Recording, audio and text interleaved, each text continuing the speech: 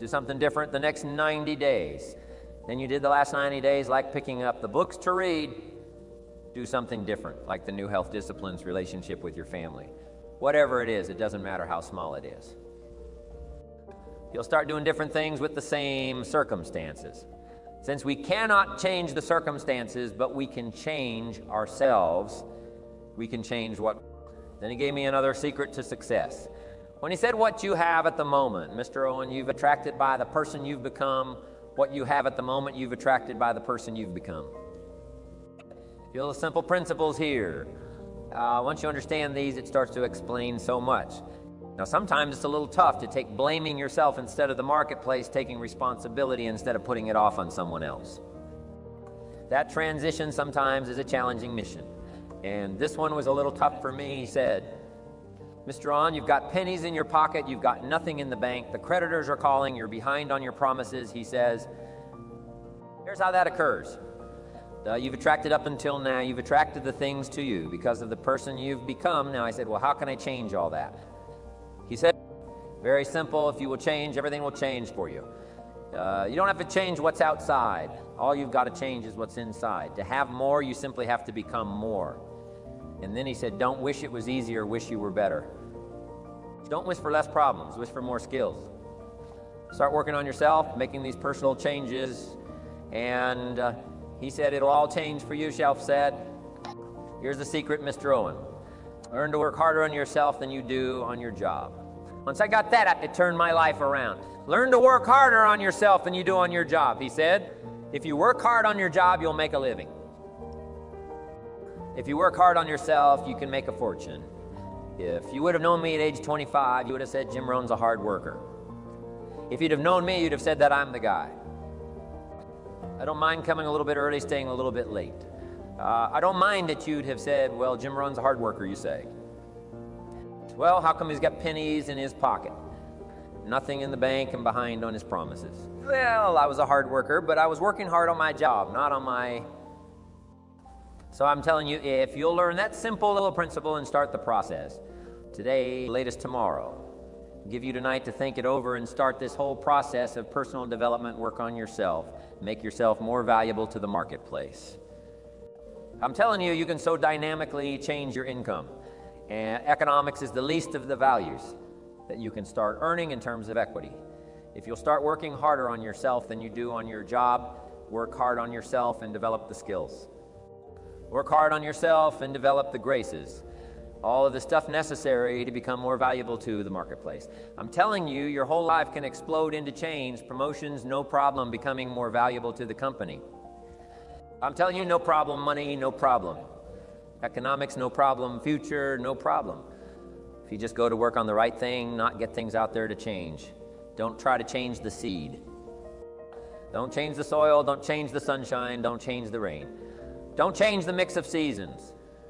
Let the miracle of everything that's available work for you and start working on the inside. Work on your philosophy, work on your attitude. Work on your personality. Work on your language, work on the gift of communication, work on all of your abilities. And if you'll start making those personal changes, I'm telling you, everything will change for you. So success is something you attract by the person you become. Success is not something you pursue. Chase, run after. Success is something you've developed, something you've become, you attract success. So whole key to unlock all the treasures, whether it's economic treasures or spiritual treasures, financial, social, personal, every way you can possibly think of is by your own personal development. Then he added one more, which is so important, and it's probably worth the price. The seminar, here it is. What you become is much more valuable than what you get. What you become is much more valuable than what you get. The major question to ask on the job is not what am I getting here. The major question to ask on the job is what am I becoming here? Not what am I getting, what am I becoming? So it's very important what you become because what you become attracts. If you become cynical, you attract cynicism. What you become attracts. So this whole subject of personal development was so vitally important to me, it changed my life. I was a millionaire by age 31, and that was just the economic part of it. It took me 6 years from age 25 to age 31. It was unbelievable. Mr. Schoaf over a 5-year. before he died at age 49, who taught me some extraordinarily simple things. He only went to the 9th grade in school, never finished high school, never went to college, never went to university. So he put his ideas and his experiences in very simple language, which I think for me, kid from the farms of Idaho, that simplicity was so important, because if it would have been technical, I'd have missed it. If it would have been mystic, I would have, backed away. But it was just basic, blunt, ABC familiar stuff that I hadn't thought of before. And he did start to remind me, and those ideas changed my life.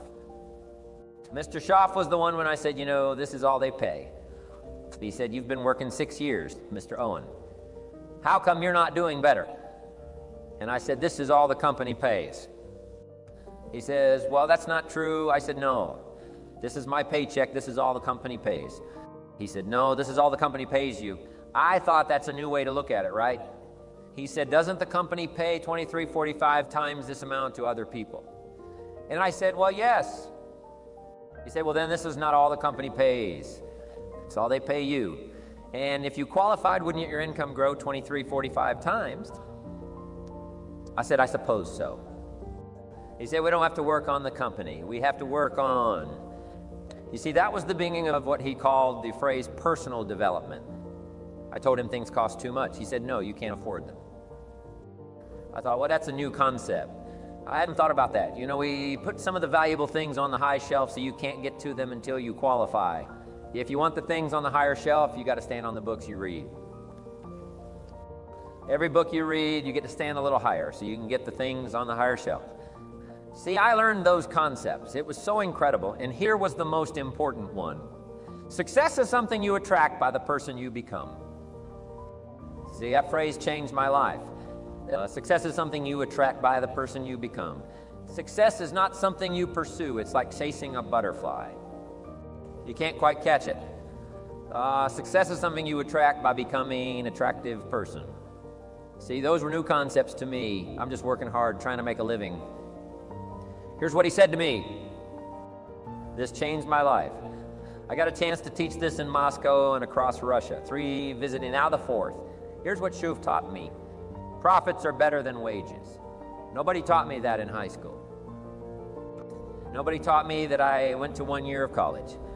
Nobody taught me profits are better than wages. Wages make you a living. Profits make you a fortune. And how could you work on both a living and a fortune? He said, well, you could start part-time working on your fortune while you're working full-time on your living. I thought, wow. Now he said, it's fun to get up in the morning, not just getting up, go to work to pay the rent, but to get up to go to work to make a fortune. First, to make a living for my family. Second, to make a fortune. And then he taught me how to make both a living and a fortune. Guess what I did? I learned how to make both a living and a fortune, and I found out anybody could do it once they get the information. And at age 25, I started receiving this extraordinary information. Here's what he said. Your income is directly related to your philosophy, not to the economy. I thought no one ever told me that. I kept hoping the economy would change. He said, no, your philosophy has to change. I assured him that I had my fingers crossed. He said, that won't help. Then what could I do to change my income and multiply it by 2, by 3, by 5, by 10, and then multiply it by 10 again? What could I do? And he started giving me the disciplines and the process of learning the skills to change my life. This was an extraordinary man. Those were extraordinary times for me, life-changing in every manner that you can imagine, but very simple ABC concepts. Here's what I learned: not to search for the exotic until you've discovered the basic. And those basic philosophies that he shared with me during that time were life-changing. Now, if you're excited and you're ready to change, let me give you 3 steps to start life. Change that can change your life, your personality, your lifestyle, everything can change. Here's the steps. Number 1, find out how things work. The first key to doing better is find out to change your life. Really, you need ideas. There isn't anything an idea can't change. And Shelf taught me the major problem is lack of an idea, not a problem. At first, I didn't have any money. I said to Mr. Shelf, I don't have any money. He said, that's not a problem. Now, see, up until then, I always thought it was right. I was confused. He said, no. The problem is lack of an idea on how to create money and wealth. It isn't lack of money, it's lack of ideas. So if you get the ideas, so you can change anything. To get ideas, you need a constant study of finding out. Now, Shove also said, when you find out something that works, put the information in your journal. Don't use your head for a filing cabinet. Put it in your journal so that you can do the next best thing. Repetition, repetition, repetition, repetition. Go over it, and if you repeat it, go over it. Sure enough, someday, some mysterious day. But the idea takes root, starts to grow, and shows up in your bank account, and your dress, and your personality, and your lifestyle. But capture the ideas in your journal. Find out how things work. Shove gave me this word for my life change. He said, study, great word, if you wish to be successful. Study success. If you wish to be happy, study happiness. If you wish to be wealthy, study wealth. Don't leave it to chance. Make it a study. Some people just go through the day with their fingers crossed. See, that won't do it.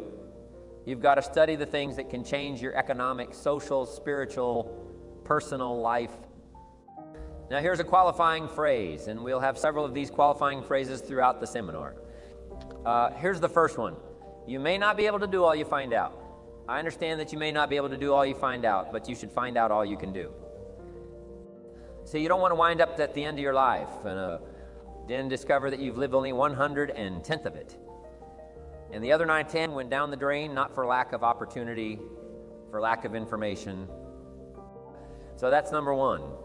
Find out how things work. Now here's the best human virtue for finding out: curiosity. Make a note at curiosity. Curious, you might add a word to it, that'll help. Childish curiosity. Well, kids do it, they want to know something bad enough bug you. That's the phrase, they can ask 1,000 questions. You think they're through? They got another 1,000. They'll drive you to the brink. It's a virtue when you got to know, be like a child. Now, if you're curious, let me give you 3 ways to find out how to change anything, any life direction, any dimension. Here's 3 ways to find out how to change anything. Number 1 is to read. Become a good reader. All of the successful people I know and work with, they're around the world. They're all good readers. Curiosity drives them to read. They just read. Read, bomb. Become a good reader. Now that's my opinion. Listen to the other lecturers and listen to me and make up your own mind. Don't be a follower. Be a student. Okay, I say really for life change, you got to read. One way to learn is from your own experiences, but another way to learn is from other people's experiences. See, one book might save you 5 years if you read it. Did you know, though, there's books on how to be stronger, more decisive, but speakers. Be a leader, have a better effect on other people, develop your personality. Did you know there's books on that and people don't read them? How would you explain that? And they can read. Did you know that hundreds of successful people have written their stories in books? And they wrote down how they did it, and people don't read it. How would you explain that? The guy's busy, I guess. You know, you get tied up. The guy says, well, yeah, you work where I work. By the time you struggle home, it's late. You got to eat a bite of supper, watch a little TV, get to bed. You can't sit up half the night reading. And the guy's behind on his car. Payment, good worker, hard worker, sincere. But we got to be better than sincere and work hard. Otherwise, at the end of your life, you'll wind up cold, stony broke. You got to be better than a good worker. You got to be a good reader. Now, you don't have to read half the night, okay? Although if you're broke, that's not a bad place to start, right? Get on with the cure, but put this in your notes. 30 minutes a day. Just devote 30 minutes a day to reading. Stretch it to an hour if you can, but at least 30 minutes. 30 minutes a day. Read something positive, something challenging, something inspirational, something instructional, something instructional. Get at least 30 minutes a day. And here's the next clue every day. Don't miss. Once you set this up, just don't miss. Miss a meal, but not your 30 minutes, because you can get along without some meals. But you can't get along without some books. There's a Bible phrase that says humans cannot live on bread alone or just food. It says the next most important thing to food is words. Words nourish the mind. Makes us different than animals and dogs. Words nourish the soul, so humans have to have food and words in order to be happy and healthy. I told my staff the other day, some people read so little they've got rickets of the mind. They're undernourished mentally. So to get a good diet of words, I suggest good reading habits, 30 minutes a day. Now, some people don't read because they don't read well. I understand that, and the national average is fairly poor. People have fairly poor reading skills. They're still trying to operate on awkward old skills of the past, right? Reading one word at a time. And with such poor skills, when you read, the mind usually wanders because you can think about a lot of things. The mind is an incredible mechanism, and if you read poorly, the mind wanders around thinking of other things.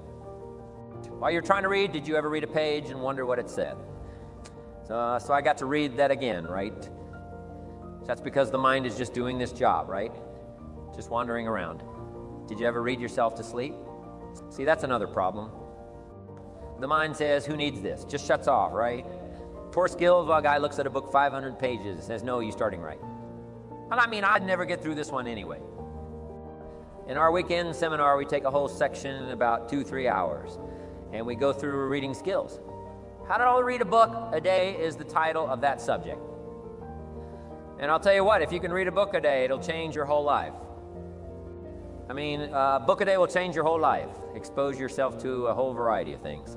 Spiritual, moral, personal, economic, history, geography, everything.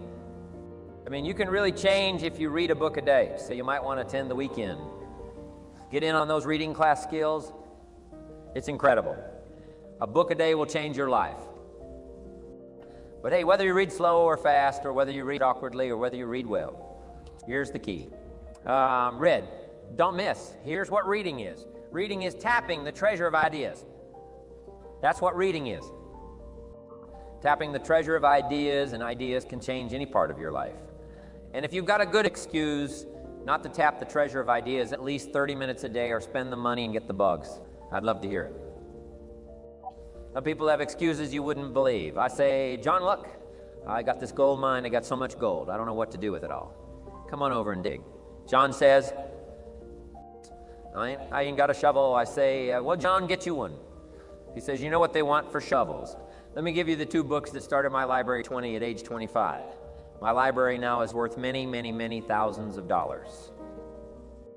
But it started with 2 books Mr. Shelf recommended.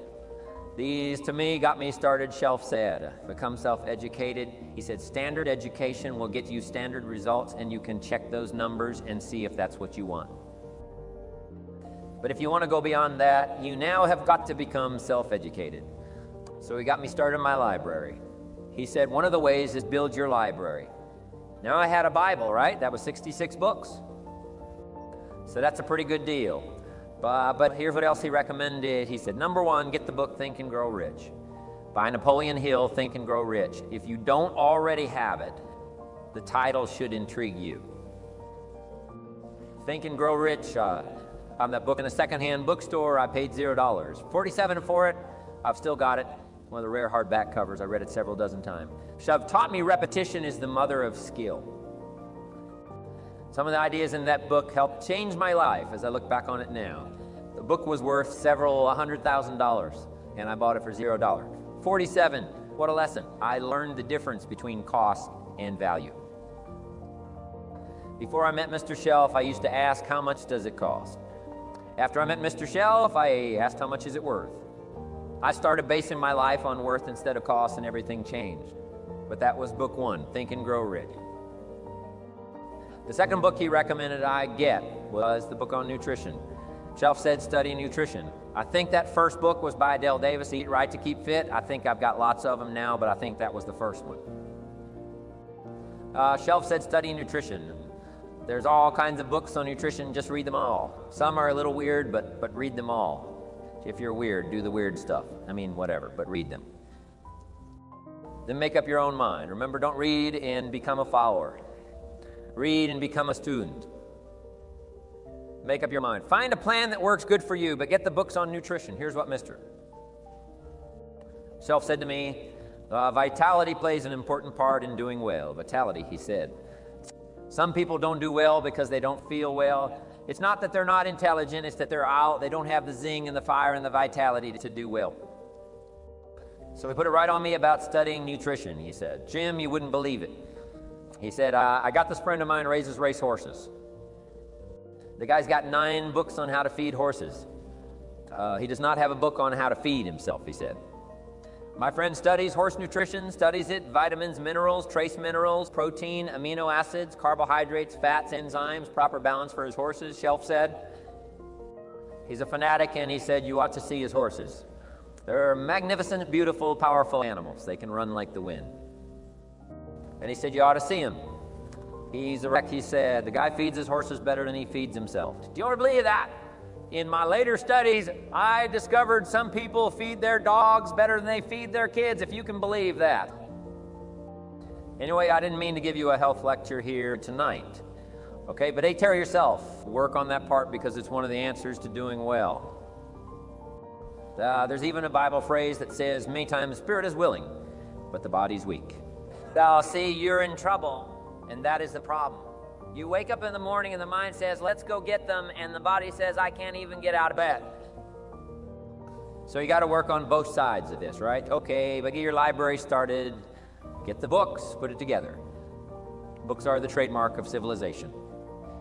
It's fascinating to walk into someone's home and browse through their library, because your library says something about you. So put your reading together. Very important. Here's the second way to find out how to change your life, and that's to listen. Get around successful people and listen now. You can also learn from unsuccessful people. Take notes on both negative and positive. On the negative, the notes are called what not to do, and you got to learn what not to do as well as what to do. So learn from the negatives as well as the positive. Okay? Find out what poor people read and don't read it right.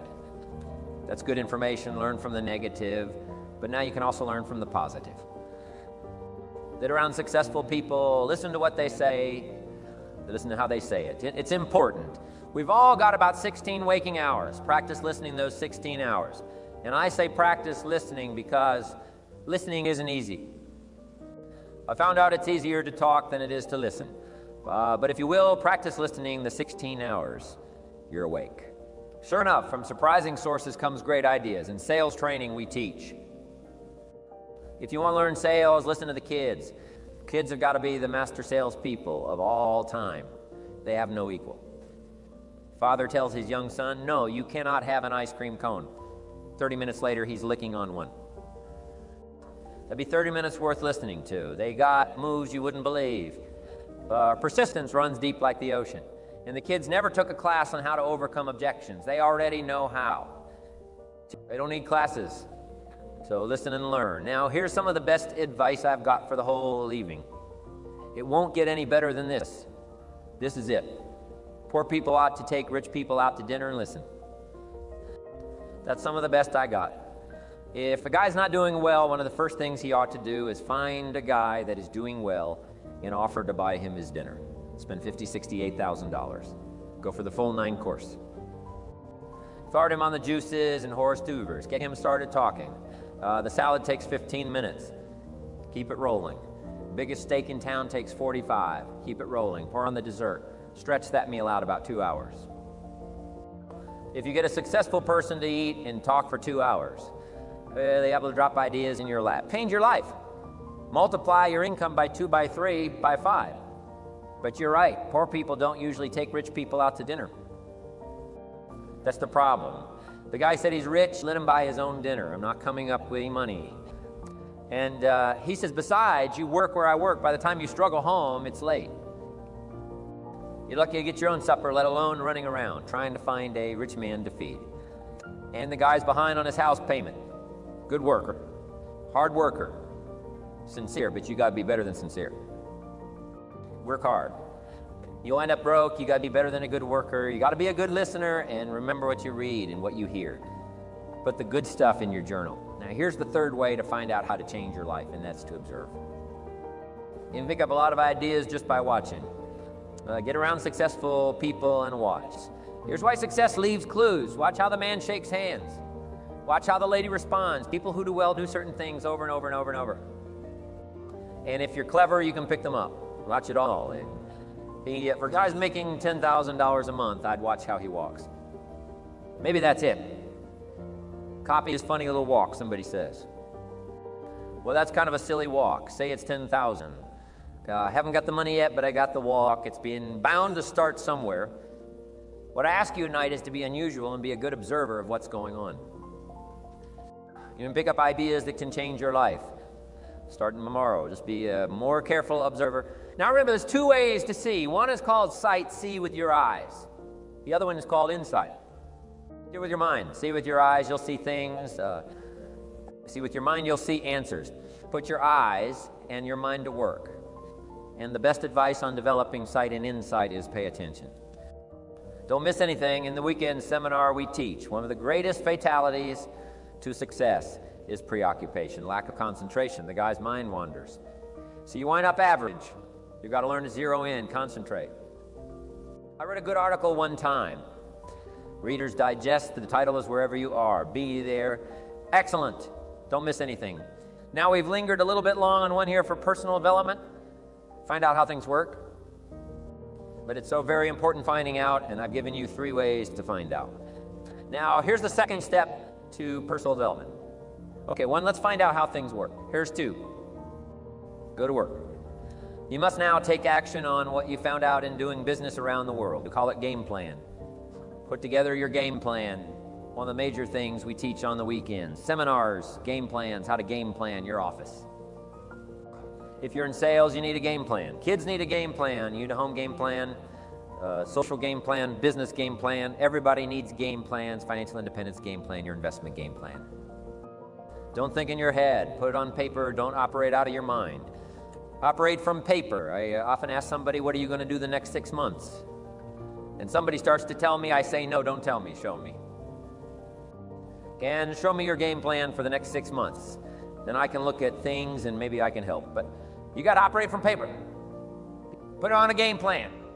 Take action on what you found out. Now here's the best word I know of to go with action. Massive. See, that'll change everything. Massive action is called the cure-all. If you're going to make calls, make a few thousand. If you're going to make contacts, make a few thousand. If you're going to knock on doors, knock on a few thousand. See, that'll change everything. Here's the language of the poor. I'll try it a time or 2 and see what happens. It's the way poor people talk. The guy says, well, I'll give it 30 days. 30 days. You could guess his bank balance. You got to have a better game plan. So here's one of the major things to do. Starting tomorrow, take a look at your game plan. If it isn't loaded with massive action, change it to tomorrow action. The formula really works like this. Pick up a good idea. Take heavy action. Pick up a couple of good ideas. Take heavy action. That's the formula for success, heavy action. It's a good thing we can edit all this, right? The formula for success, take heavy action on a good idea, right? That's the ratio. Now here's the key. Don't wait till you've learned 2,000 or 3,000 things, because that way you'll use up all the time and you could wind up smart and broke. And hey, it's okay to be dumb and broke, but if a guy's smart and broke, that's pitiful. Don't let your learning lead to knowledge. If you become a fool, let your learning lead to action, you can become wealthy, and there's many kinds of wealth. I understand that not just money. Money is one of the least of all values. I know some people with a lot of money that are very poor. Evita sings, as for fortune and as for fame, they are illusions. They're not the solutions they promise to be. So there's all kinds of wealth, but to get a big share coming your way, you've got to have a heavy action game plan. Now here's the 3rd step to personal development, and we'll wrap up personal development step 3. It's just a little caution, and all through life we need little cautions. This one simply says, don't try to beat the system. Find out how it works, work it, but don't try to beat it. Some people learn just enough to start slicing it, shading it, thinning it, cutting corners, and looking for cheap answers. See, don't fall for that. You'll wind up with a cheap life. Find out how it works best and do it that way. Even though it seems to take a little longer, do it right. Don't compromise with right now under this step. Here's another key, be a quick learner. Don't let it take long to teach you, learn quick. Don't run at the wall too many times. Learn quicker.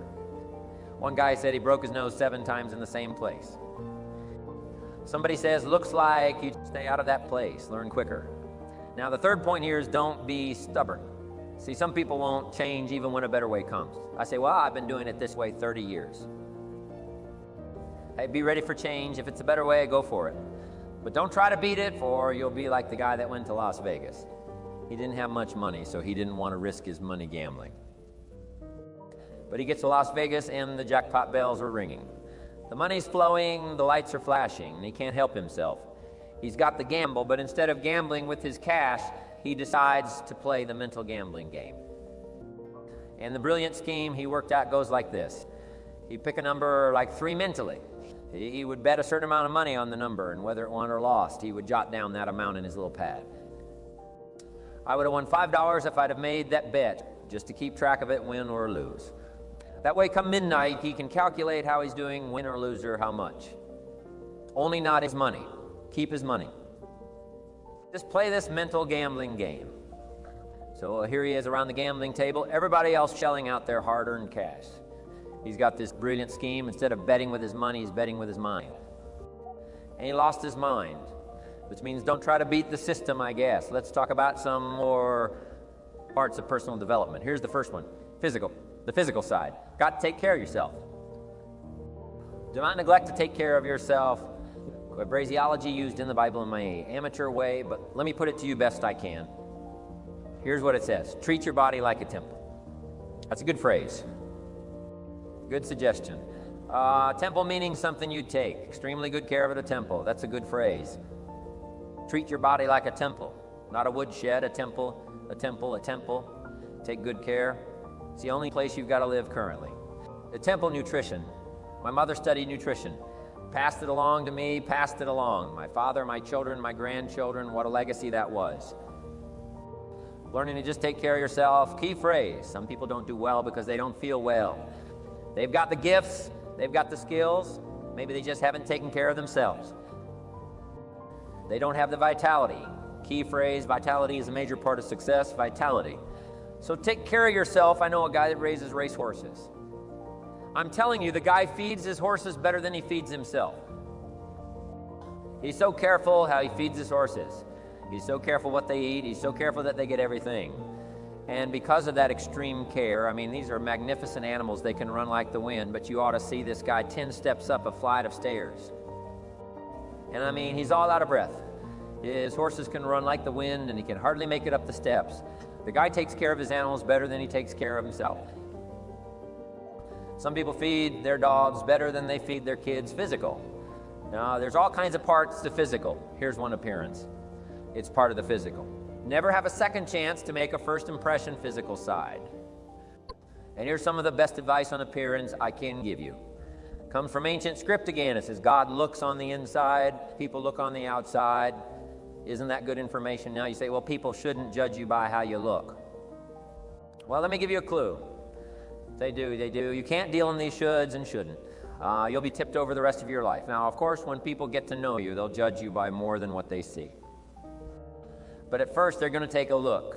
So here's the best advice I can give you. Make sure the outside is a major reflection of what's going on inside the physical side. A few minutes a day, stay healthy.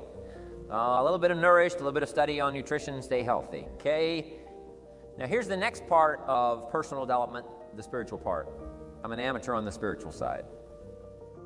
I do happen to believe that human beings are more than just an advanced life form, an advanced species of the animal kingdom. I do believe humans are a special creation. That's just my personal belief, and I don't ask you to buy it. But here's what I do ask you to buy if you do believe in spirituality. In any manner, here's my best advice. Study it and practice it. Do not neglect your values. Do not neglect your virtues. If you do believe in spirituality, my advice is study it and practice it. Don't let it go unstudied. Don't let it go unnourished. If you do believe, that's my best advice on the spiritual side. Now, here's the third part. The mental side part of this personal development challenge is to develop, mentally learn, study, grow, change. It's what schooling is all about, and the human development takes time. Incredible amounts of time. Why we've taken the time for this seminar just takes time. Some things you can't cover in a 20-minute speech. You can't cover in a little 5-minute talk takes time. For humans, it seem like more time than any other life for human beings. The little wildebeest in Africa. Guess how much time it's got as soon as it's born to be able to run with the pack so it doesn't get eaten by the lions? But guess how much time it's got? A few minutes. Not hours, not days, minutes. Wow. But the human baby, wow. After 16 years, we're not sure. Unbelievable amount of time it takes. So it does take time for personal development. It does take time for spiritual development, physical development. But here's also what takes time. And that's your mental development. Feeding the mind, nourishing the mind. Some people read so little. They've got rickets of the mind. They couldn't give you a good, strong argument as to their own personal beliefs. I'm telling you, you got to be able to pick up those ideologies. You got to be able to pick up the philosophy. And here's the next part. You got to be able to defend it. If you can't defend your virtues, and if you can't defend your values, I'm telling you, even in the 90s, you'll fall prey to philosophies that are not in your best interest. And we've got to help our teenagers. We've got to help our kids, especially to be able to debate the major life issues. The political issues and the social issues and the religious issues and the spiritual issues and the nutritional issues and the economic issues and all of the rest of the issues that are valuable for us to build the kind of equities we want. You got to get yourself ready. And one of the ways you got to get ready is not just physical and not just spiritual. You got to get ready mentally. And this is where Schaff went to work on me, to be ready mentally to develop the philosophy and also be able to defend your virtues and your values.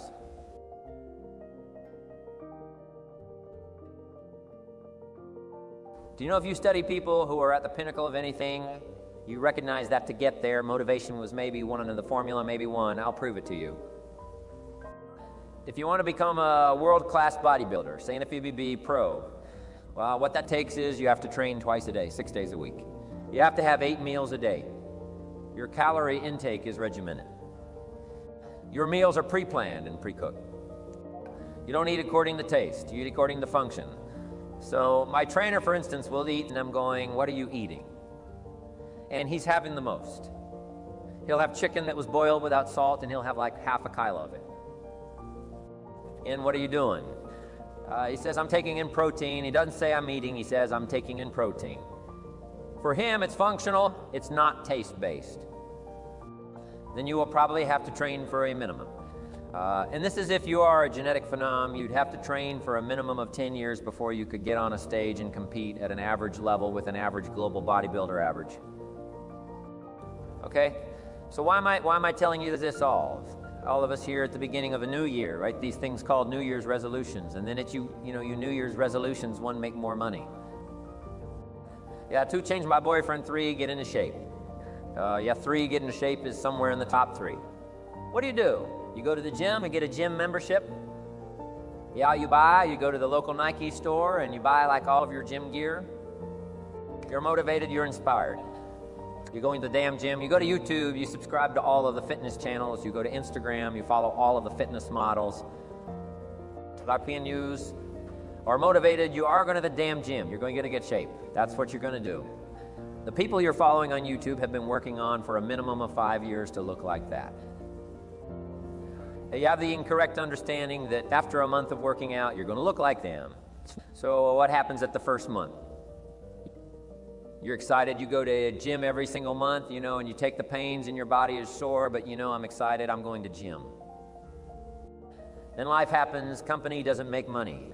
You don't make your targets, you fall a bit, something happens, and all of a sudden you stop going to gym for a day. A day becomes 22, becomes a week.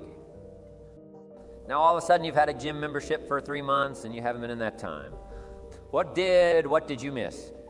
You thought motivation was the formula. Winners don't need motivation.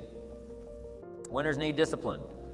Discipline's about getting it done. Because it needs to get done, not because I feel like it, not because I'm motivated for it. You think Nelson Mandela's motivated, spent 27 years in prison? You think Martin Luther King was motivated to march across the states and proclaim freedom? You think, if you look at people that change the world, they're not doing it because they're motivated. They're doing it because they made a commitment to do it, and they disciplined to see it through. Discipline is far more important than motivation, which is why you got to be careful. The decisions you make, because once you make the decision, you have to see that decision through. Like my mentor says, first we'll make the decisions, then the decisions make us. So you got to be very careful. The decisions you make, be very careful. The commitments you make, motivation, I'm telling you now, is completely overrated. It's important. Don't get me wrong. You know, we meet according to motivation. We feel good. Rah, rah. But that'll fade. You need a stronger will and a deeper commitment to see things through. One of my key phrases for the whole. Disciplines work miracles. Disciplines work miracles. And here's the first piece that works. Miracles 1. Do as you can do not. Let neglect grab you by the throat. Don't let neglect stall you on your path toward prosperity and health, being able to become powerful, influential, rich, beyond wildest imagination. Don't neglect what you can do. If you can read, read. If you can change, change. If you can grow, grow. If you can take one step, take one step. Do not neglect to do whatever you can do at the moment.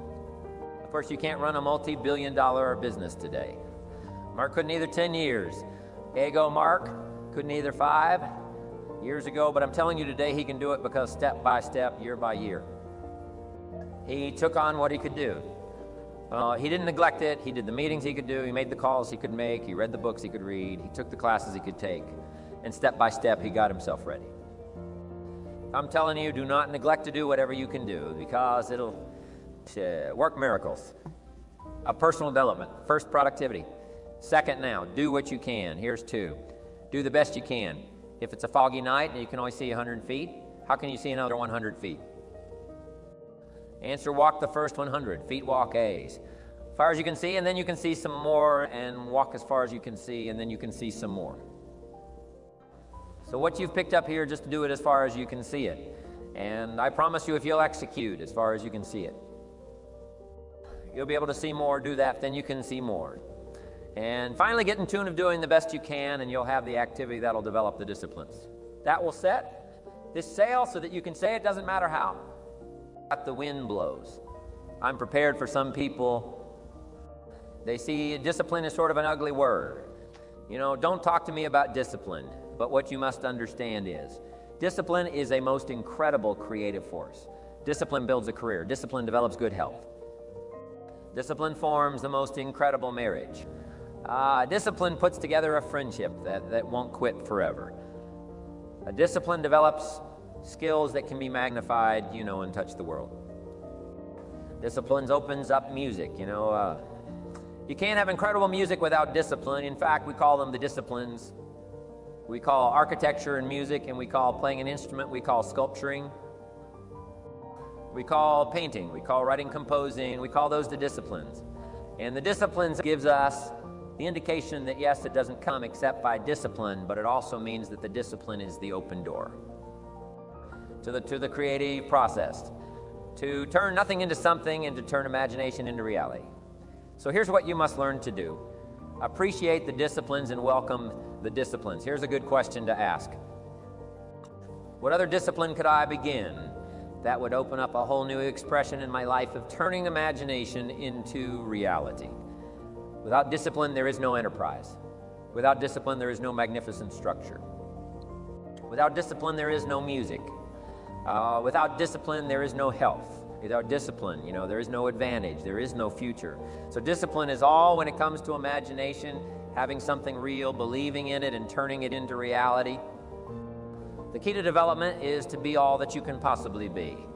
I don't know what your talents are. I don't know what your skills are. But here's what I probably am right on that. You're behind on an accelerated effort toward your full development.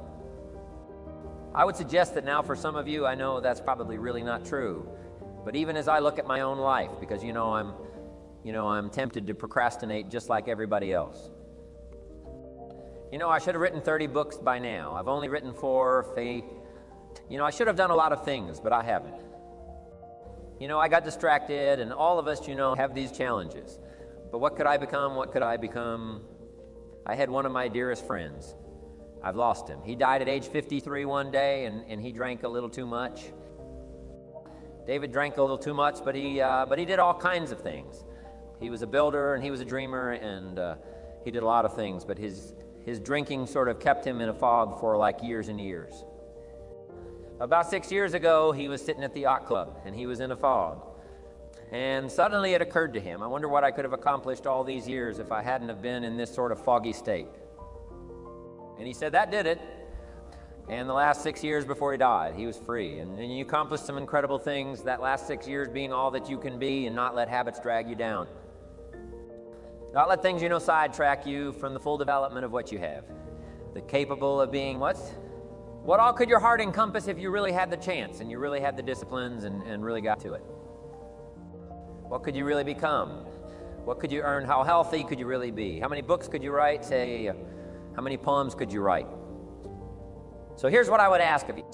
If you feel that you're a little bit stalled wherever you are in your progress, I'm asking you to correct that.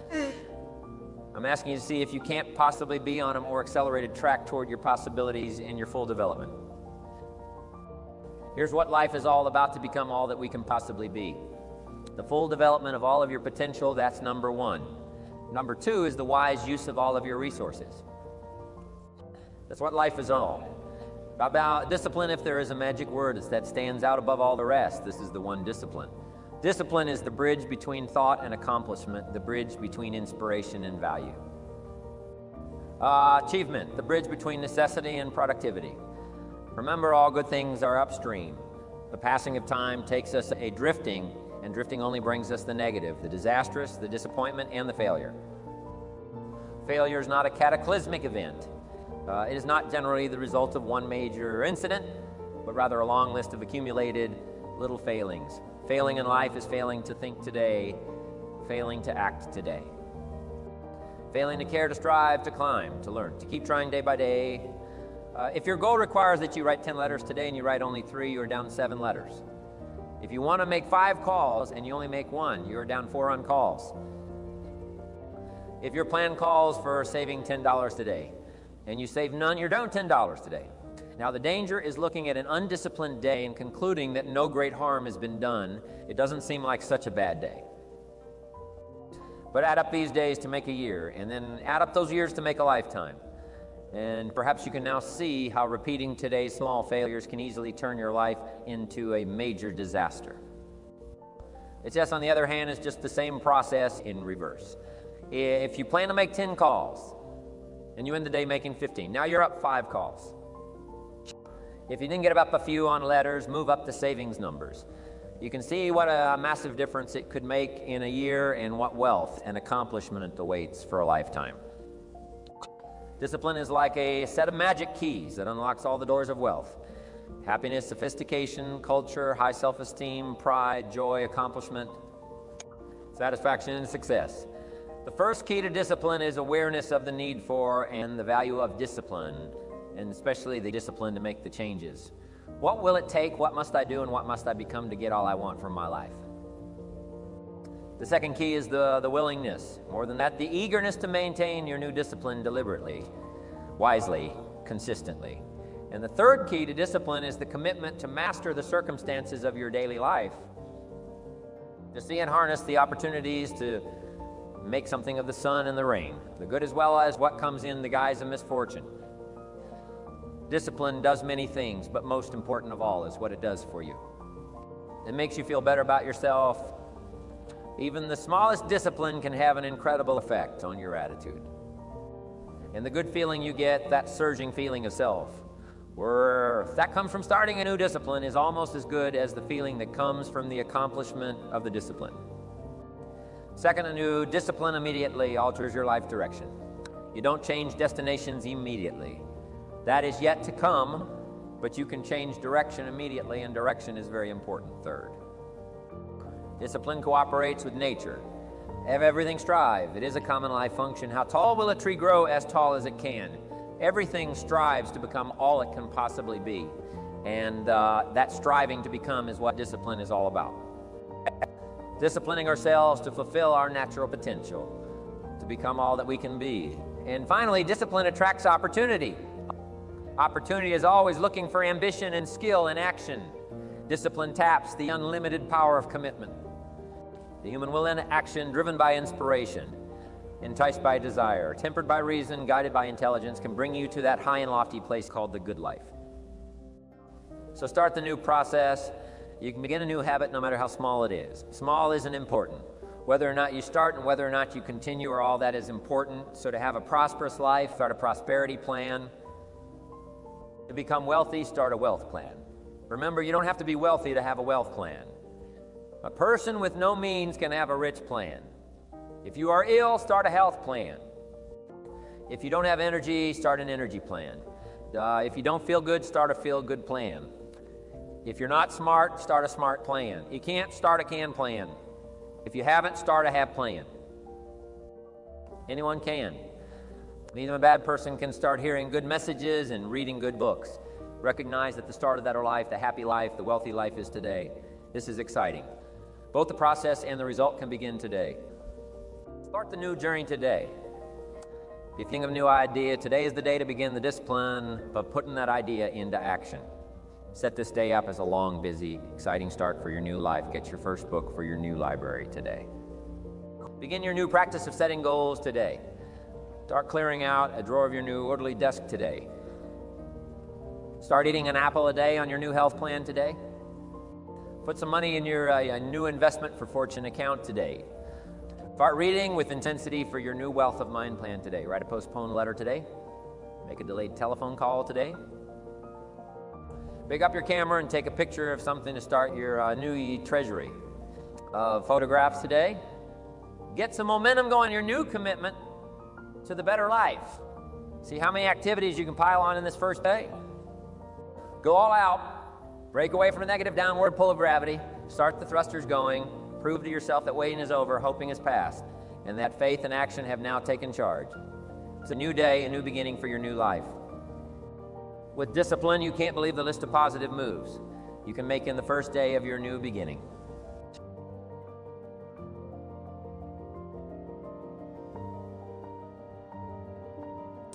Ask people why they procrastinate, and you'll often hear something like this.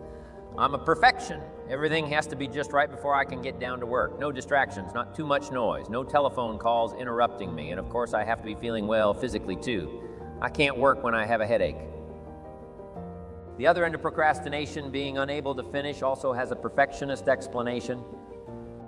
I'm just never satisfied. I'm my own harshest critic. If all of the I's aren't dotted and all the T's aren't crossed, I just can't consider that I'm done. That's just the way I am, and I'll probably never change. Do you see what's going on here? A fall is being turned into a virtue. The perfectionist is saying that his standards are just too high for this world. This fault into virtue syndrome is a common defense when people are called upon to discuss their weaknesses, but in the end, it's just a very pious kind of excuse making. It certainly doesn't have anything to do with what's really behind procrastination. The basis of procrastination could be fear of failure. That's what extreme perfectionism really is. Once you take a hard look at it, what's the difference? Whether you're afraid of being less than perfect or afraid of anything else, you're still paralyzed by fear. What's the difference? Whether you never start or never finish, you're still stuck. You're still going nowhere. You're still overwhelmed by whatever task is before you. You're still allowing yourself to be dominated by a negative vision of the future in which you see yourself being criticized or laughed at or punished or ridden out of town on a rail. Of course, this negative vision of the future is really a mechanism that allows you to do nothing. It's a very convenient mental tool. Well, I'm going to tell you how to overcome procrastination. I'm going to show you how to turn procrastination into perseverance. And if you do what I suggest, the process will be virtually painless. I'm going to be very specific about how you can do this. A moment ago, I referred to a negative vision of the future as a mental tool for inactivity. If you've been using that tool, I'm going to ask you to talk to the side and start using two other very powerful principles that foster productivity and perseverance instead of passivity and procrastination. The first principle is break it down. No matter what you're trying to accomplish, whether it's writing a book or climbing a mountain or painting a house, the key to achievement is your ability to break down the path into manageable pieces and knock them off one at a time. Focus on accomplishing what's right in front of you at this moment and ignore what's off in the distance someplace. Substitute real-time positive thinking for negative future visualization. That's the first all-important technique for bringing an end to procrastination. So as I were to ask you if you could write a 400-page novel, if you're like most people, that would be an impossible task. As soon as I asked you that question, a picture appears in your mind of a big fat book lying on a coffee table, hundreds and hundreds of words covering every page. Yes, somebody must have written the book that you see in your mind's eye, but that person surely wasn't you. Suppose I asked you a different question. Suppose I ask if you can write a page in a far a day for 1 year. Do you think you could do it now? The task is starting to seem more manageable. We're breaking down the 400-page book into bite-sized pieces, but even so, I suspect many people would still find the prospect intimidating. Do you see why writing a page in a quarter may not seem so bad? But you're being asked to look ahead 1 whole year. when people start to look that far ahead, many of them automatically go into a negative mode. So let me formulate the idea of writing a book in yet another way. Let me break it down even more. Suppose I were to ask you, can you fill up a page and a half or with words, not for a year, not for a month, not even for a week, but just today? Don't look any further ahead than that. I believe most people would confidently declare that they could accomplish that.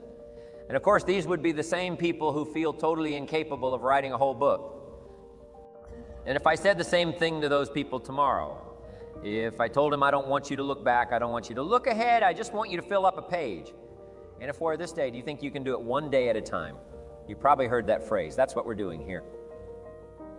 We're breaking the time required for a major task down into one day segment, and we're breaking the work involved in writing a 400-page book down into page and a quarter income. Keep this up for 1 year and you'll write the book. Discipline yourself to look neither forward nor backward, and you can accomplish things you never thought you could possibly do. One of the beauties of this technique is the fact that you can really take it to the extremes if you have to. If writing a page and a quarter during 1 day still seems too much for you, break it down even more. Try to write 3 sentences in the next hour. Don't any further ahead than that. Come up with a way of looking at the task that finally seems manageable. Then all you have to do is persevere. Procrastination won't be a problem because the task is now so small that fear will kick in. And it all begins with those 3 words. Break it down. My second technique for defeating procrastination is also only 3 words long. The 3 words are write it down. We've seen how important writing is to goal setting. The writing you'll do for beating procrastination is very similar. But instead of focusing on the future, you are now going to be writing about the present just as you experience it every day. Instead of describing the things that you want to do or the places you want to go, you're going to describe what you actually do with your time. And you're going to keep a written record of the places you actually go. In other words, you're going to keep a diary of your activity. And you're going to be amazed by the distractions, detours, and downright waste of time that you come up with during the course of the day. All of these get in the way of achieving your goals. For many people, it's almost like they planned it that way, and maybe at some unconscious level they did. The great thing about keeping a time diary is that it brings all this out in the open. It forces you to see what you're actually doing and what you're not doing. A time diary doesn't have to be anything elaborate. Just buy a little spiral notebook that you can easily carry in your pocket. When you go to lunch, when you drive across town, when you go to the dry cleaners, when you spend some time shooting the breeze at the coffee machine, make a quick note of time you began the activity and the time it ended. Try to make this notation as soon as possible. But if it's inconvenient to do it immediately, you can do it later. But you should make an entry in your time diary at least once every 30 minutes, and you should keep this up for at least a week. What else do you have to do to gain the benefits of this extremely powerful productivity technique? Nothing. You don't have to do anything else at all. It's just a process for making yourself aware of how you actually spend your time. You'll naturally and effortlessly begin to reorganize your life. Perhaps that seems like too much to believe, but it's true. When you're forced to write down the fact that you hung out at the coffee machine for 15 minutes today, you'll think twice about doing that again tomorrow. When you've got to put it in writing that you worked on an important project for 30 minutes today and then took a break to read the newspaper, you'll persevere a little longer on the project tomorrow and forget about the newspaper. Just try keeping a time diary for 1 week, and you'll see how it can revolutionize your ability to focus and achieve your goals. Break it down, write it down. Very easy to understand, very straightforward. But these are powerful and effective productivity techniques. This is how you put an end to procrastination. This is how you get yourself started. But how do you keep going? How do you keep your motivation consistently high? How do you learn to persevere when the novelty is worn off and you're still some distance from your goal? We'll talk about that in a moment.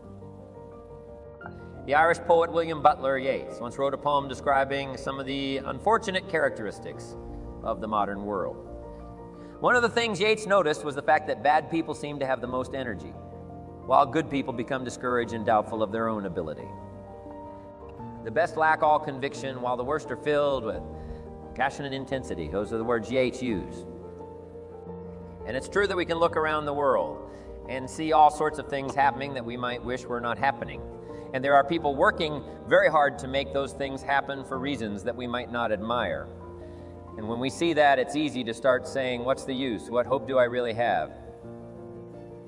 Why don't I just give up on all the things I've been trying to accomplish and just start taking it easy? Even people of strong character feel that way sometimes. All of us have moments like that. That's when perseverance gets really, really tough. What's the answer? Well, you recall that during our discussion of goal setting, I asked you to list 5 categories for your long-term goals. What do you want to do? What do you want to be? What do you want to see? What do you want to have? Where do you want to go now? I want you to add another one. With whom do you want to share? In other words, who are you working for besides yourself? In the first 5 categories, you were asked to focus exclusively on your own aspirations and why they were important to you. But now I want you to think in terms of other people. Who is depending on you? Who will benefit if you persevere and succeed? Who will suffer if you give up and stop trying? Who can you reach out to and help once you've achieved your goal? Write down answers to these questions just like you wrote answers for the other categories. For many people, the answers will appear quite readily. If you have a family, your spouse and your children are depending on you. Perhaps even your parents are depending on you now, if they're elderly and require some care. But even if you're a single person or just starting out in your career, you can think of reasons to persevere and succeed that go beyond your personal needs. Maybe you would like to share some of your financial success with the schools that educated you, or with the religious institutions that gave you spiritual guidance, or with a hospital that helped to heal you on some occasion. This sharing doesn't have to be limited to money either. If your work has given you certain skills, you can share your time and your abilities. You can, and you should. But even this isn't putting it strongly enough. It isn't just that you'll do better if you feel you're working for others in addition to yourself. You absolutely must find reason outside yourself to persevere. If you want to keep going when the going gets tough, Hemingway wrote, "A man alone hasn't got a chance." And that doesn't mean only that you need people to help you in life. It means also that you need people you can help. You need people who can become the real reason for perseverance above and beyond your material possessions or your financial success. What's in it for me can only take you so far. What's in it for somebody besides me can take you as far as you need to go. In the last days of World War II, the American cruiser Indianapolis was sunk by an enemy submarine. This was one of the most tragic incidents of the war for American forces, in which hundreds of men lost their lives. Many who made it through the initial attack had to spend days and nights in the water before rescuers arrived. The experience of trying to stay alive in the water was so overwhelming that many people simply gave up. In fact, the survivors reported later that virtually everyone wanted to give up at one time or another. But whenever someone wanted to quit trying, the others would talk to him about the people back home who needed him, who were depending on him to survive. And if there was no one who was depending on him right then, they would talk about people in the future who would someday be needing him. People he hadn't met yet, people who hadn't even been born yet. They conjured up all sorts of reasons above and beyond. Simply surviving. This motivation beyond the self was the only motivation that was strong enough. And what was true in an extreme sense for those men in wartime is also true in all our lives, no matter what we're trying to accomplish. But let's suppose that there's a vast, hugely powerful force that nobody can withstand.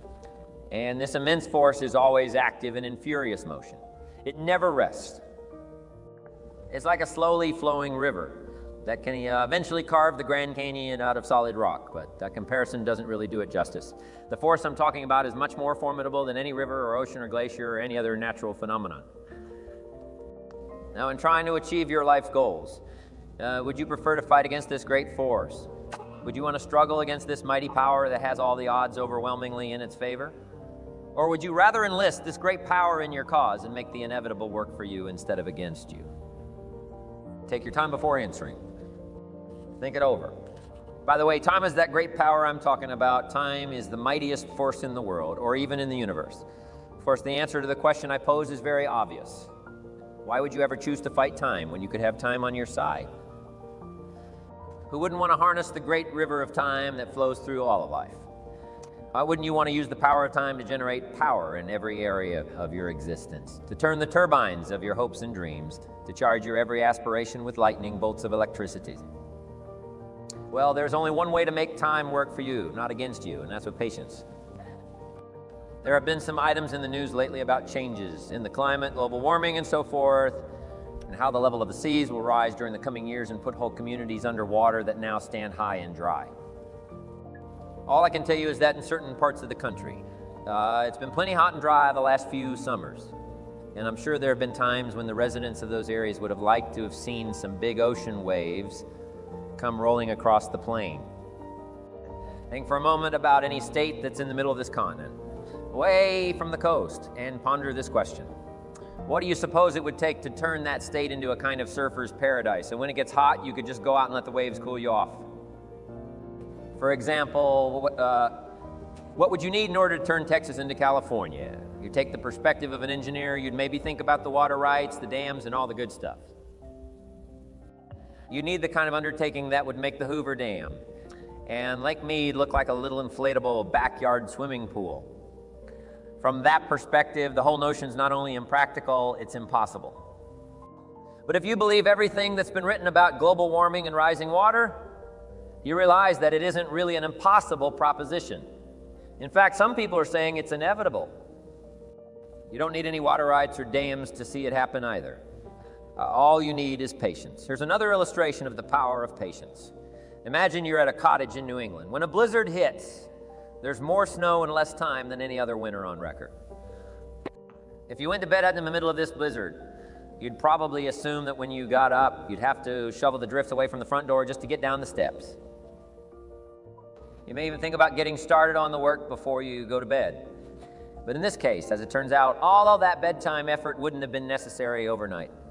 The wind keeps blowing, and while you sleep, it shifts around 180 degrees, so all the snow on your front porch is cleared away. Naturally, you don't have to knock yourself out with a shovel. You may be saving yourself from a stiff back or a heart attack, and all you had to do was wait. Patience. There's a type of person for whom everything is undertaken out of desire to achieve a goal. They prepare food in order to eat it, not just for the fun of being in the kitchen. They start a business in order to make money. They exercise in order to get in shape. I'm sure that some of these people are very successful, and they are certainly highly organized. But in my opinion, a person of truly strong character sees success as an adventure, not as a point with an estimated time of arrival. The latter approach to me is impatient thinking. Impatient can lead a person into some very big mistakes. First of all, when you're always looking somewhere else, whether it's down the road or up toward the top of the mountain or off toward the left field fence where you're hoping to hit that grand slam home run. When you're looking off in the distance like that, you often miss what's under your very own nose. That means the pleasure and fun of living, which come in the here and now, get overlooked for something that not only isn't here yet, but might never arrive true. Patience is more than just a waiting game. Patience doesn't mean you sit around hoping for something to happen. Patience is not a passive quality. Sometimes patience can mean doing something else entirely. Thinking about another venture, taking off in a different direction while you give events a chance to run their course. All through his long career on the screen, John Wayne never felt he got the credit and recognition he deserved for his skills as an actor. Yes, his films were consistently successful at the box office, and even today, John Wayne is still the #1 favorite movie actor in the United States. But a big following among moviegoers didn't translate into critical esteem or the respect of his peers. That's what the Duke wanted, and he felt he deserved it too. Then, the last years of his life, he made a movie called True Grit, in which he played a drunken, one-eyed old-us marshal named Rooster Cogburn. That portrayal got John Wayne the Oscar he'd been waiting 40 years for. It wasn't the kind of high and mighty hero role he'd played when he was young. That finally got him his award, but it was a role that he'd waited for all his life, and he didn't even know it was coming. A colleague of mine told me this story. He was traveling cross-country on a speaking tour and found himself delayed in Chicago while changing planes in the first-class traveler's lounge. He fell into conversation with a gentleman who actually looked a bit like John Wayne during his True Grit. And he was a little surprised to learn this gentleman was actually from New York City. And there was another surprise. Despite his refund appearance, This fellow traveler proved to be extremely soft-spoken. His favorite pastime was playing chess. But as he talked about his experiences in the construction business in New York City, he also demonstrated that he carried a big stick. His company had developed some of the most important commercial real estate in Manhattan, as successful people always do when they encounter other successful individuals. My colleague asked him how he'd done it. Well, he said, after I got my engineering degree, I spent some years getting hands-on experience in construction. I didn't want to be supervising people in any jobs that I didn't know how to do myself.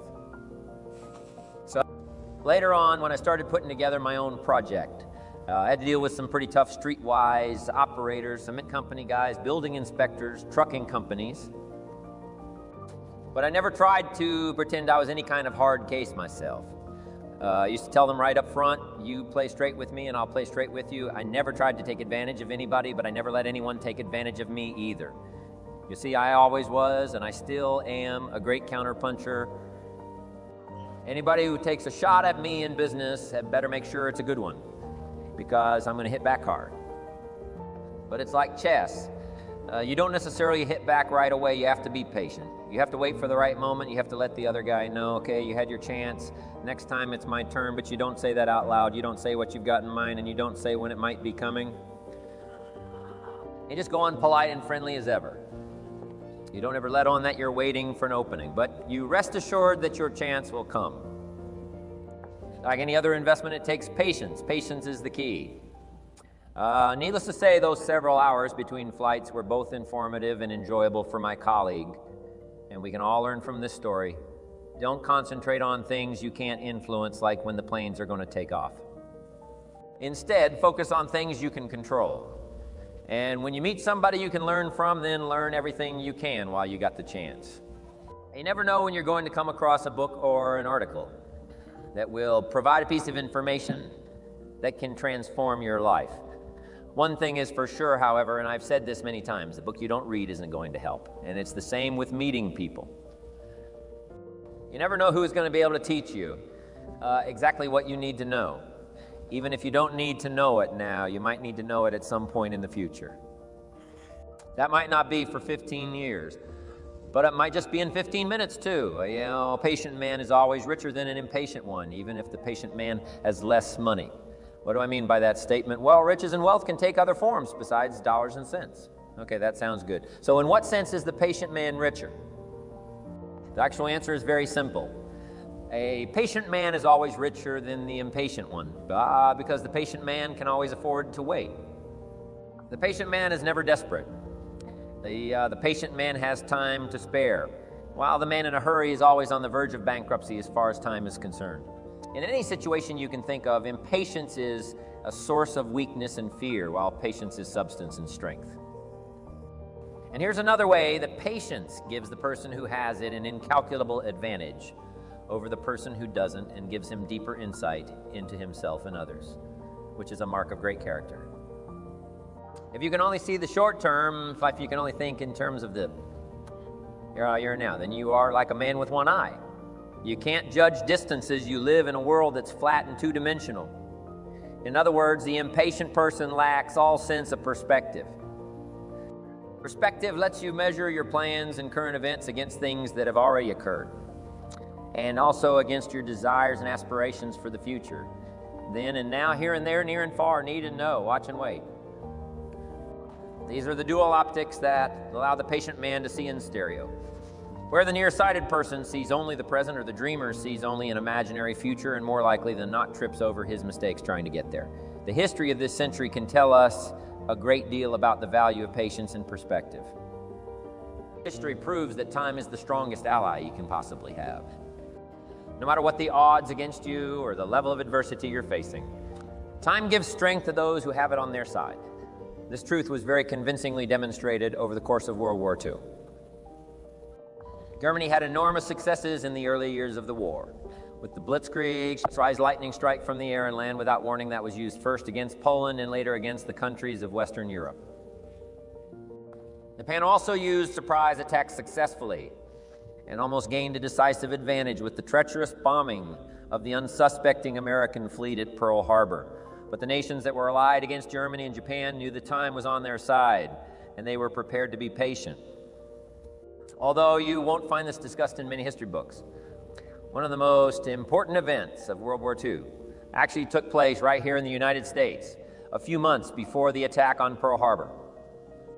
At that time, the U.S. Army held a series of massive military exercises in Louisiana, which were designed to assess the preparedness of the American forces for participation in the war that was spreading across the globe. As it happened, those war games in Louisiana revealed glaring deficiencies in our military preparedness. It quickly became obvious to our military commanders that if America was soon drawn into the war, as many believed it would be, there would have to be a long period of rebuilding and modernization. And this would have to take place at the same time, as American forces would be fighting all over the world with inferior and outdated equipment. And that is exactly what happened. It took almost 3 years of patience and hard work and sacrifice before the U.S. war machine was brought up to modern standards. But President Franklin Roosevelt and generals such as Eisenhower and MacArthur knew that the wait would be well worthwhile, and that once the modernization was completed, victory would be assured. On the other side of the Atlantic, it was much the same story. Winston Churchill knew that England would have to endure months and years of bombing and threats of invasion, but he also knew that time was on his side. With great patience and courage, the British people waited out the bombing raids by planes and rockets. At last, the tide began to turn, and the world realized that patience and endurance was going to defeat the most devastating attack that had ever been seen up to that time. In Russia, too, the city of Leningrad was under siege for more than a year. But the Russians knew the value of patience perhaps better than anyone else more than a century earlier. After all, they had left their bitter climate and the sheer size of their land. The French armies under Napoleon and the same natural forces eventually prevailed against the new invader. It was patient countries, the United States, England, and Russia, who won the Second World War against enemies who banked on surprise and the hope of a quick victory. There's no area of human activity that requires more patience than raising children. If you haven't got patience when you start out in this, you're going to have to learn it one way or the other. A baby is born after 9 months. If the future mother is tired of pregnancy before the time has expired, well, that's too bad, because there's still 2 months to go, whether she likes it or not. And when the child does arrive, he or she grows and develops at a pace that's quite beyond the parent's control. Parents who try to force a child's development are asking for trouble. And this is one point on which psychology and common sense are in complete agreement. We've all heard of parents who think they can create another Einstein by giving their 2-year-old a book on astrophysics. Or that if a child is made to play the piano for an hour a day, it will bring about the second coming of Mozart. None of this works, of course, and it also ignores the fact that all real prodigies develop completely according to their own timetable. And even then, the result was usually not exactly what one might have hoped for. Mozart, for example, had a very difficult later life. And he died young in part because he grew up so much sooner than her children. He never really had a childhood, and at 30, he was already an old man anyway. It doesn't take textbooks on physics or hours of music or any other kind of force to teach something effectively to children. It just takes one thing. It takes patience. It may seem like a callous comparison, but there's a sense in which raising children is like any other investment. So much depends on when you need to cash in your chips. If you're in a hurry, if you need to see results tomorrow, you're putting a lot of pressure on everybody, and there's likely to be a great deal of disappointment. But if you can afford to wait, you can ride out the hard times and eventually realize a profit. The odd thing is, sometimes waiting for years is easier than it is to wait for a few days or even a few minutes. None of us felt too strained because we had to wait 12 years to go through grammar school, middle school, and high school before getting out. Or at least the first 11 and a half years didn't strain my patience, but asked me to wait 45 minutes for a plane flight for 20 minutes in the waiting room of a dentist office. And if you catch me on the wrong day, it's almost more than I can handle. We all find ways to wait for the next paycheck, but how many can wait patiently in a checkout line in a crowded supermarket? How many people can stand and wait quietly for an overdue train on a railroad platform? It's as though there are two kinds of patience, the kind that sets you up for the long term, and gives you the promise of a better and richer day after tomorrow. Then there's the other kind, the sort of patience that helps you remain sane and sociable while you're waiting in line or watching the clock or waiting for a pot of water to boil. These kinds of patience, so different and yet so much the same, mailed into your character and have a fundamental effect on your physical constitution. Any doctor will tell you that it's better for you and everyone around you if you don't get exasperated with little things, if you don't fly off the handle at every annoyance and stick in your way. It keeps your blood pressure down and your friends and neighbors happy if you can greet life's little problems with equanimity and patience, because almost all problems can be solved if only you take the time to see them and think them through. That's very easy to understand, and it's very easy to say, but it takes strong character to put it into practice. I'm never sure what to think when people say I want to make $1 million by the time I'm 40 or I want to retire by the age of 45.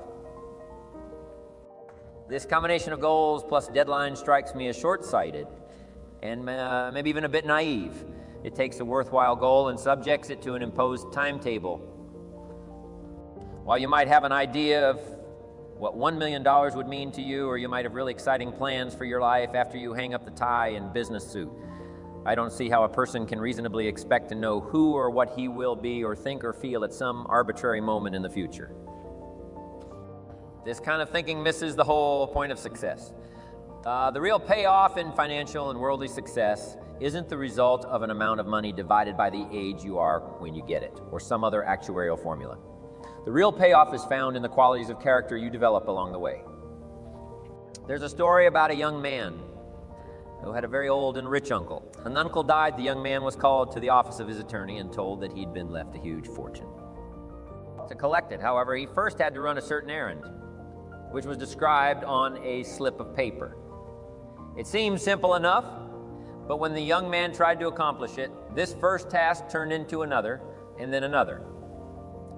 As he pursued his uncle's final request, the young man was led into foreign lands and exotic adventures and untold dangers. More years passed and the young man nearly lost track of how and even why he was on this long journey, and he could hardly imagine what its end might be. At last, the odyssey led him back into the very same lawyer's office where it had begun. "I'm here to collect mine inheritance," said the heir. No longer a young man, but a much wiser one, the lawyer smiled. "As your uncle intended, you've already collected it in the places you've been and the things you've learned. And again, as he intended, it will last you for a lifetime." Success that comes too easily or too quickly almost never lasts.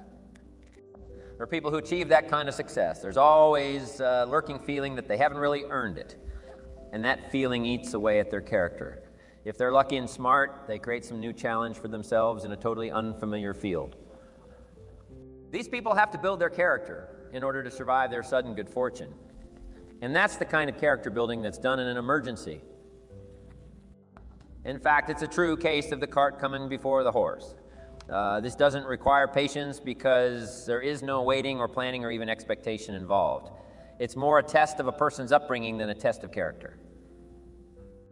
We've seen how often the qualities of a strong character demand the presence of opposite qualities in an almost paradoxical way. Patience is no exception. Patience does not mean wait till next year.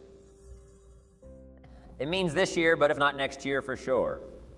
I think Thomas Edison put it best. Everything comes to him who waits, but it comes sooner to him who hustles while he's waiting.